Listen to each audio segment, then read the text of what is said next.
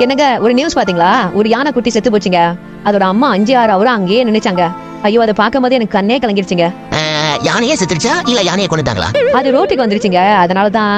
யானை ரோட்டுக்கு வந்துருச்சா இல்ல யானை வாழ்ற இடத்துல ரோட போட்டுறீங்களா? இப்போ நம்ம வீட்டுக்கு ஒரு ரோட போட்டா நம்ம எங்க இருப்போம்? யானை வாழ்ற இடத்துல போய் ரோட போட்டானே அவனுக்கு தான் சொல்றதா இல்ல அங்க யானை நடமாடும்னு தெரிஞ்சதுக்கு அப்புறமா அழுத்திக்கிட்டு வந்து அதை மோதனானே அந்த டிரைவரை குத்தா சொல்றதா இல்ல அங்க யானை நடமாட்டம் அதிகமா இருக்குன்னு தெரிஞ்சும் அந்த ரோடுக்கு லைட் போடாம விட்டானே அவனுக்கு தான் சொல்றதா? இங்கதான் யானை மேல லோரி விட்டு அடிக்கிறதும் நாய்களை மர்டர் பண்றதும் கடவுளுக்கு உட்காந்து சாப்பிட்டாலும் கடவுளுக்கே காரி விட்டு அடிக்கிறதும் செவனேன்னு ரோட் ஓரத்துல போனாலும் லைன் மாறி வந்து நம்மள அடிச்சு தூக்குறதும் சகஜமான விஷயமாச்சு. கேட்டா என்ன சொல்லுவாங்க?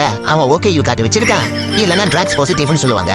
அவன் ஒரு 3-4 மாசத்துல ஃபைனை கட்டிட்டு வெளியே வந்துருவான். இந்த கேஸ் போன இடமும் தெரியாது. இப்படி ஒரு விஷயம் நடந்ததாவும் நமக்கு ஞாபகத்துல இருக்காது. ஐயோ, ஜீனியஸ்ங்க நீங்க. என்ன ஜீனியஸ்னு மட்டும் சொல்லாதமா. ஏங்க அப்படி சொல்றீங்க? நான் ஜீனியஸா இருந்தா ஏமா கல்யாணம் பண்ணிருக்க போறேன்? அட புட்டாமாவே ஒன்னா உயிர் பிரிந்தாயே